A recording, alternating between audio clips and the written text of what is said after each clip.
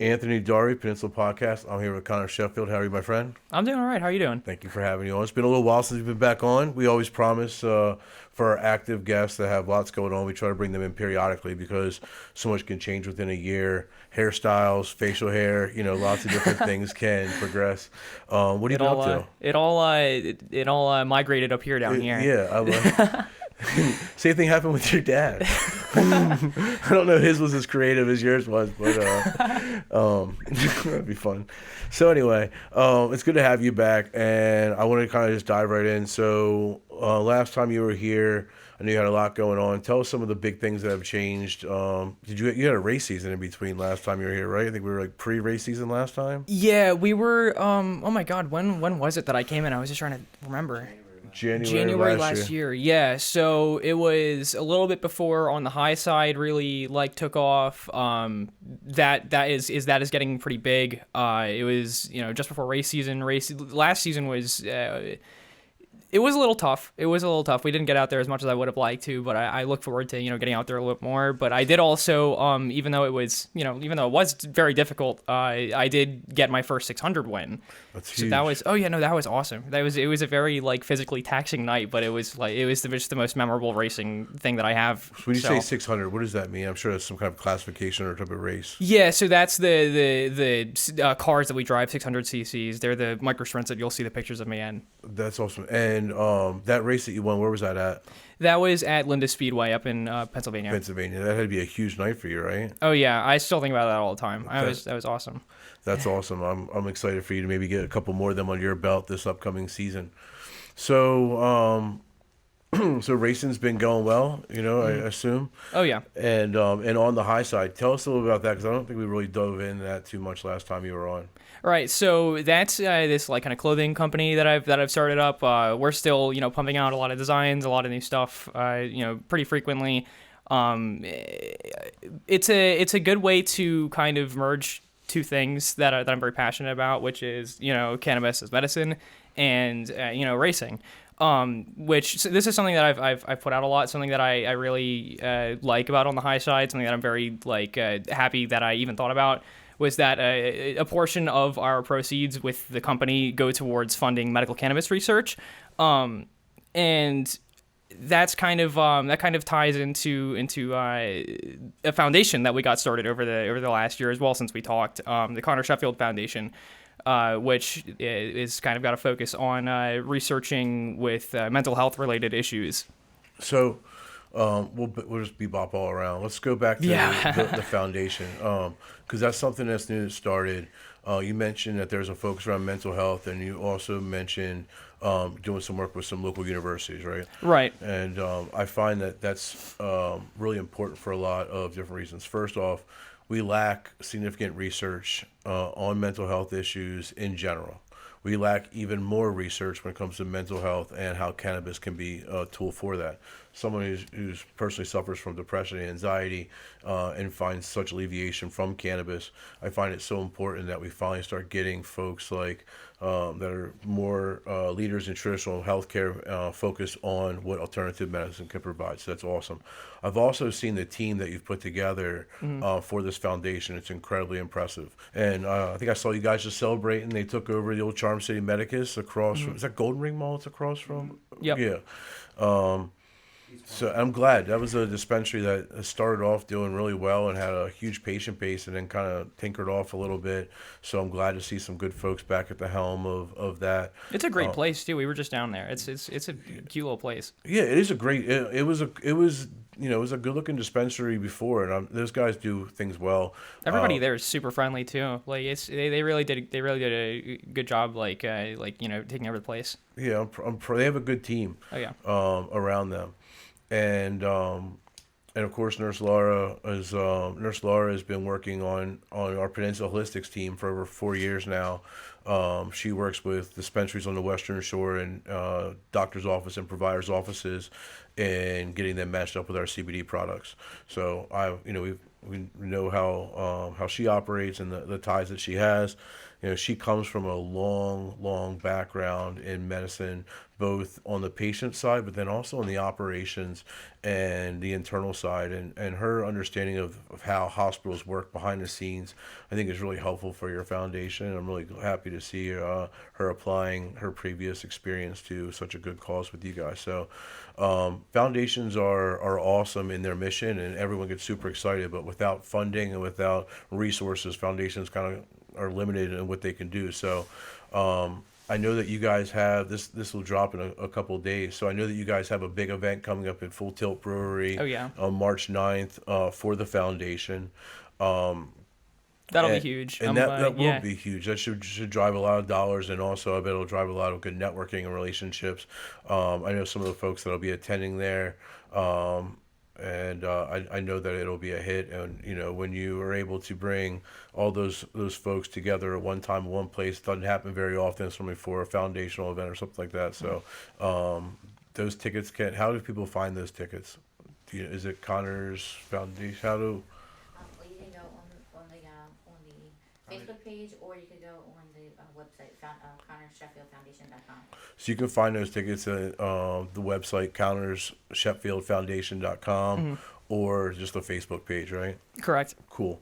I'm sure there's a couple left. I know they'll probably sell out before the event starts, but that'll be good. And I'm sure you guys will have some other events to raise some money. How do you guys, besides those events, is there other ways that you guys are actually seeking donations, or is it just private funding? So we actually just got a donations button set up on our Facebook page. If you go to our Connor Sheffield Foundation Facebook page, where you it's literally, you'll see it. It's a big blue donate button. We just got to set that up. It's super sick. I'm really happy that we were actually I feel like it kind of legitimizes our cause a little bit more, kind of makes us feel like a little bit more real, kind of gives people more of a reason to really see this as like a real thing Entity, to, right? yeah, because we really are seeking a lot of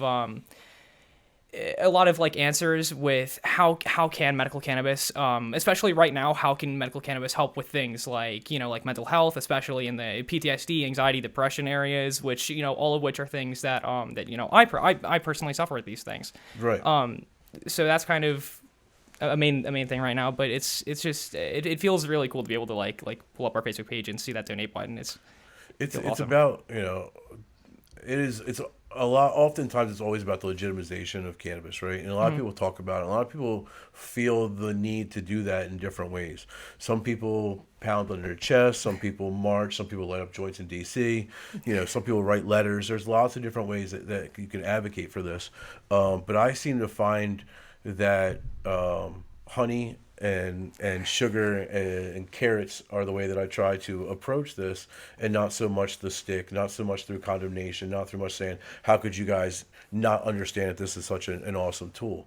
And one of the events that's held twice a year, I think it does a good job legitimizing cannabis and does it in a scientific and professional way, are the cannabis science conferences that Josh Crosney puts on, which in the news today, I actually just saw that they went through an acquisition with MJF, and it looks like Josh will be taking on a new role as director of cannabis events, so kudos to him. But I got to watch some clips from your presentation there, and you did a great job of telling your story. Tell me a little bit about that conference and your speaking position and kind of what that meant to you. Well, first off, before that, I want to say that I think it's important to be able to incorporate both the kind of chest beating. We should fight for this. This is our medicine. This is this should be a thing. I think it's important to be able to incorporate that into the things like your foundations and your science conferences, because I think a lot of the time people really.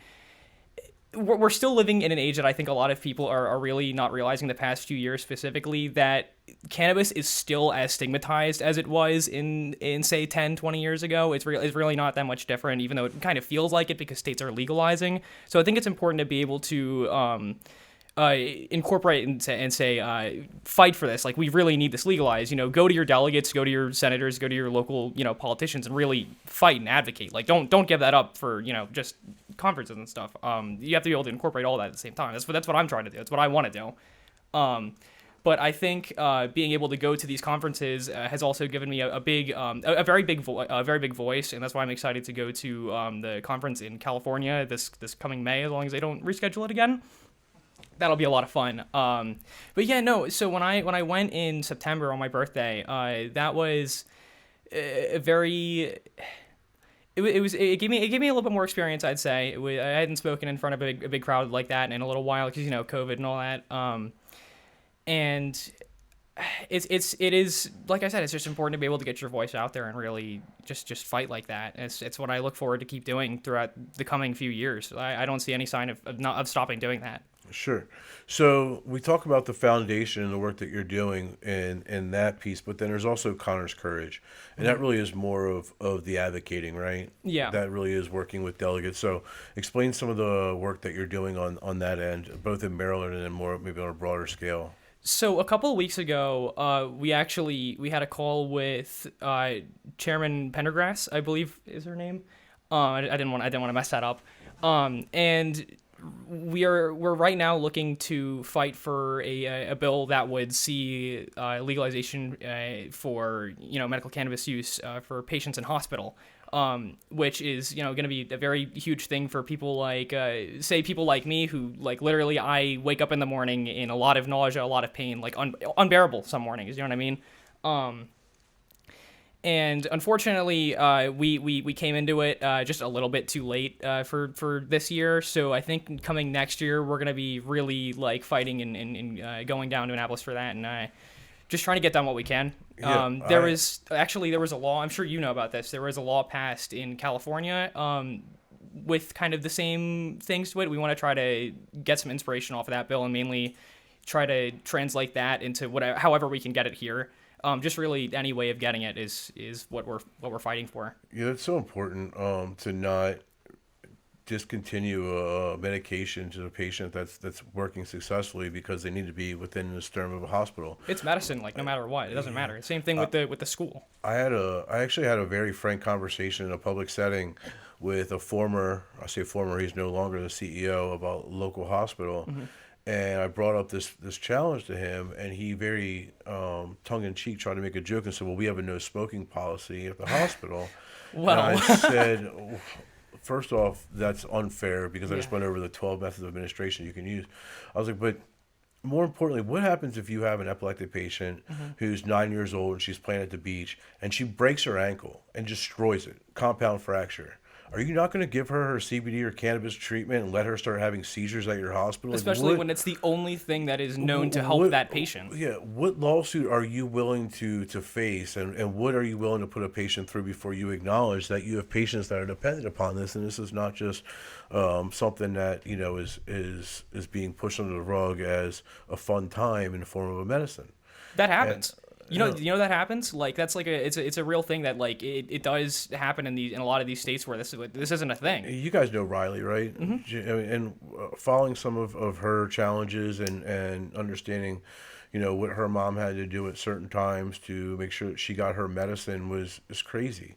And Riley's law is the law in Delaware that allows her to get medication in schools, and they fought very hard for that. And it's you bring up a good point in the fact that we talk about the stigma of cannabis and the fact that at dinner tables, you would almost feel like everything is fixed and that there's no like issues anymore, and that hey, recreation's coming and you guys will be able to use banks soon. You guys will be able all these problems will be solved. But in the reality is there's still going to be issues like all along the road, no matter what. There will always be. The federal government doesn't show any signs of moving quickly towards a federal plan, and as long as that federal dynamic lays, it's going to make things like insurance company participation, employer participation, all these different challenges that much greater to handle because you can't have a nationwide consistent platform. So, that's why I'm like when I think about this kind of stuff, as much as I want to see things like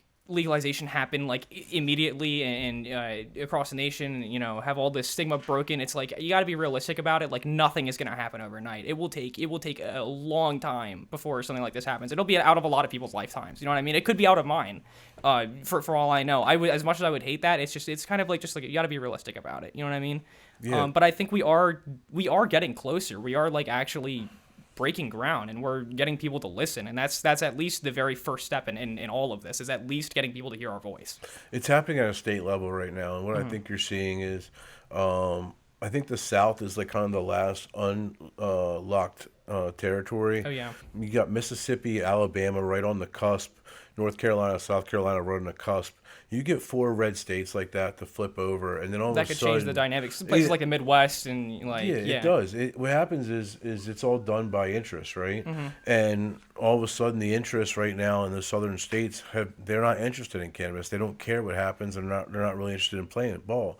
But all of a sudden, now it comes to their state, and maybe I want an ownership stake. And all of a sudden, these folks that are kind of in the positions of power now have a care about cannabis.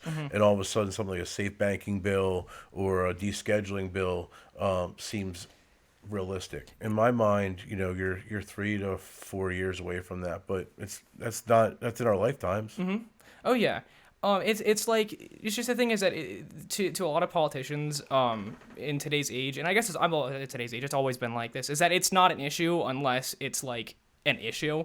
That's why I think the problem of we need to get more people out there and talking about this instead of and I think posting about it and you know, doing that kind of sharing is a great thing. Like constant, you know, keep posting stuff, keep sharing stuff on social media, but also like get out there and fight. You know what I mean? Like the more of, you know, people there are that are actually physically going out to places and speaking to not only, you know, your politicians, but like actually just like getting together and having rallies and doing what we're doing on March 9th at Full Tilt is stuff like that is really the only way that you can get a network of support and, you know, get people together. It's really it's what you have to do. An event like that's a good event to invite your local delegate out, to invite your local congressperson, because, you know, when they come out to an event like that and they see they'll see people that are they'll see the professionals, they'll see the people that are involved in all this stuff. They'll get a chance to like actually talk to them. They'll get a chance to see how this kind of bill will actually help people. They'll get to meet the patients that it's affecting.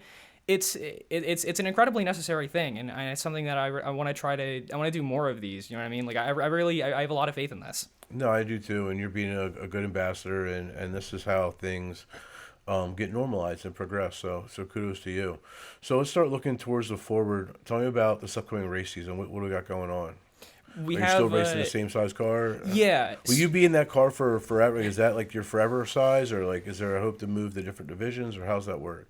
I think I would like to test out some other things maybe in the future. No guarantees or promises. I would like to. I'd certainly like to. But for now, I think for the foreseeable future, we're going to be sticking with the 600s. It's definitely become a favorite of mine. It's just very fun. And I love all the tracks that I get to go to. You know, there's tracks everywhere for these kinds of cars. There's not really like it feels like an infinite number of tracks. It really doesn't feel like that with a lot of other kinds of race cars. It really feels like there's a huge community here. We'll be going all over again. I think mostly we're going to Bridgeport in New Jersey and Linda's in Pennsylvania, which is kind of where we stuck last year. But I think maybe mostly Bridgeport this year. My aunt lives so close to Bridgeport, you can Really? hear them on Friday and Saturday night sometimes. Yeah, I remember. I think you said something about that last time. She lives in Gibbstown or Paulsboro. We have actually we're getting billboards, like big billboards built Out there? on the high side there. Yeah, I'm really excited about that. That's gonna be sick. So you mentioned that we were going to tease it, but where? So on the high side is doing well. You're in a couple stores now. How many stores are you guys in now? I think we're in 4. That's awesome. 4 stores. And you got some billboards coming. Mm-hmm. So where are they going to be going? So those billboards, yeah, like I said, they're gonna be at Bridgeport. It's gonna be a big one. I'm very excited to see that. We'll get pictures posted of that as soon as they're there, and of course you can go to the track and see them yourself. That's awesome. Show some support to the your local track and some of the drivers. Now, that place is like home to you because it's where you race. It's like your home track, I assume, kind of deal. Yeah. Do you guys, like with the foundation and stuff, do you guys do things outside of Maryland? Like, is it your goal to try and take Nurse Laura and Dr. Paloma and into these other states like New Jersey? It's something that that hasn't come up in discussion too much, but it's something that I've at the very least thought about a lot. Like, I really do want to take this stuff to the national level. Like, I want to go. I want to go around the country. I want to be able to speak in front of people. I want to be able to like I said, make that support system bigger. You know what I mean? I mean, we can't take the whole country, just Maryland.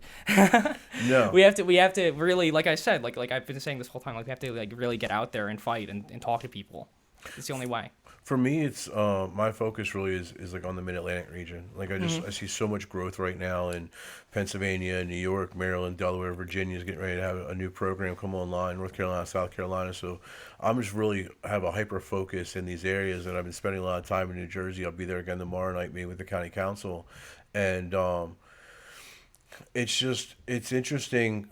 I feel so blessed to be in Maryland. I really do. I really just the level of providers that we have in here, the cultivators, the experts, There's a the lot. lab testing, the products that we have. We have a very, very strong medical program in Yeah. Maryland, arguably the best in the nation. For being a state that's not even rec legal, or like not even really seeing anything like that coming too soon, it's like we do have a much bigger like system of professionals. If you're a patient like Connor and you're looking to seek high quality individuals for treatment, you can go find a Dr. Paloma or a Nurse Laura or Dr. Hoffman at PAH.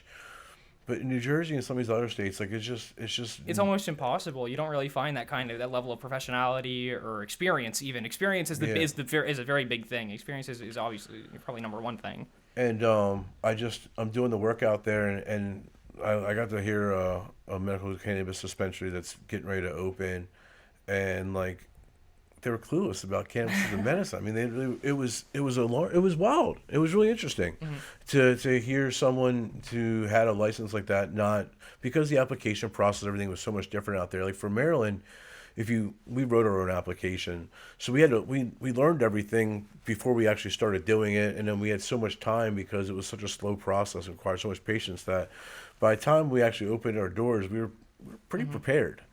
But some of these folks in other states, it's almost like, you know, they like watched like a couple episodes of Weeds on Showtime and they think they can just like figure out like how to run a dispensary. It's wild. Some people might hate me for saying this, but like not everybody who gets a med card is doing it, you know, medicinally. Not everybody who opens a dispensary is doing it with medical intent, which is like whatever. But at the same time, it is important if you're opening a dispensary, at least understand those things. Yeah, I had a friend from high school, actually Pasadena, and she's 39 years old and diagnosed with MS. Not great, to be told. And I sent her to a dispensary in Annapolis, and she was asking about microdosing, and they laughed at her like when she asked about microdosing because Because it's not something that like in you don't really, they don't know it. And I was like, wow, like how intimidating as a patient to be scared of cannabis and then walk into some place and then use the right term and to have someone laugh at you and feel like that. And just like, It's like horrible. I came back and told my staff, like, I'll kill someone if they ever treat a patient like that. Like, that's not what we do here. And now that, I don't know if you guys know this, but we have our second dispensary now in Silver Spring that we're working with. We're getting ready to do a full rebrand over there. Wow. And they've just never had a medical focus there. Yeah. And I'm excited because there's a big question of is like, can you be as successful as you are in Salisbury with a medical focus in a really heavy market like Silver Spring? Well, this place is Yeah, doing good. This place is I don't awesome. see why. You know, I believe we will be, and we're going to get a chance to go prove our model out there. But you know, to your point, not all the patients in this program are really interested in cannabis as a medicine. Some of them are looking for illegal use. Some of them have all kinds of motives. And not all dispensaries are created equal when it comes to medical. You can tell by a lot of times someone's advertising or they're what they're putting out there, you know, where their real focus is. And I'm proud that we've been able to build a solid business and take care of patients and not have to compromise one or the other and prove that, you know, they don't have to be mutually exclusive, that you can do both. You can serve patients and run a big, you know, a business that grows and can expand. So it's been interesting. So you got on the high side is in 4 stores. You got a big billboard coming at the new raceway. That's going to be super exciting. You can also buy our merch online on thehighside.com. Awesome. I had to plug that. No, and you can see it on thehighside.com. We have t-shirts, hats. What else you guys got? Right now we're doing t-shirts, beanies, hoodies, long sleeve shirts, but I want to get into some other kind of avenues. I want to do socks. I think socks would be cool. There's a lot of things you could do with socks. Yeah, I'm a big Everybody sock wants guy. to buy I'm socks. wearing like cannabis socks right now. I'm wearing these. I got mushrooms on. Solid. Which I think that's an exciting avenue to look at as well, and they're doing great work at the MAPS program at Hopkins, looking at mushrooms and microdosing and how those can be applicable to things like dementia and other things. And Oh, yeah. we know folks that are personally affiliated with that program, so it's interesting for me to continue to question what modern medicine has kind of come up with and said, okay, what commercial interests have skewed modern medicine and what is going on here? Because one of my drivers is seeing how sick my father was and seeing how many medications he was on and understanding the side effects from the 17 to 18 pills he was taking. And he was being sold a bill of goods that like, we'll just keep taking this pill and that pill and eventually like we'll get this right and like you're going to feel better. And oh, by the way, like don't worry about changing your diet or exercising or doing like any of the hard stuff. And I just look at where we're at and where we need to go, and the work that we're both doing in our own silos is so important to getting us there. Allow me to make a counterpoint on something, because I keep hearing you bring up like modern medicine, and I feel like this is something that I want to kind of carry on into my message, is that like I want to stop seeing stuff like cannabis as alternative medicine. I want to start putting that into the spectrum of modern medicine. If you ever hear me talking about this kind of stuff, I don't ever use the term modern medicine, because I see cannabis as modern medicine. You know what I mean? To me, it's not an alternative. To me, it has been what has been saving my life for the past. I started using it in December 2018. However many years that is. It's the only reason I'm here. It's not, to me, it's not alternative. It is medicine. I normally say traditional medicine, Yeah. which isn't even accurate as well, because cannabis is probably the most traditional medicines of all, right? Oh yeah, Being it's back in China. it's been being cultivated since I think the 2000s. BCs was the earliest they found it being cultivated and smoked by people in Middle East. And China actually is the first. I give that presentation Brandon 1,000 times. To the best of my knowledge, it was like 4,000 BC, and it was 4,000 the BC. first thing in the Chinese pharmacopoeia. Really? And it was the first. It was actually mandated to be grown as a settler in Jamestown. You had to grow hemp. Really? Yeah, you were required to grow hemp. Like every single person was required to grow hemp. I did not know that one. It's crazy.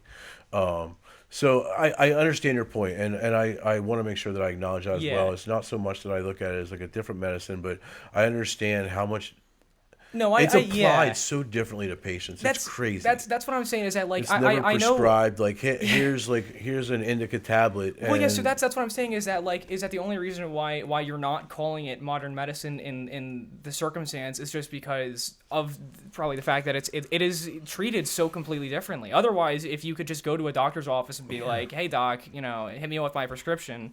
That was my vision, honestly. When this whole first happened, I went to my primary care doctor early and said, look, it's really important to me that primary care doctors in Salisbury participate in this program so that I don't just have to have a weed doctor. I don't Yeah. want a weed doctor. I want I want my a doctor. Yeah.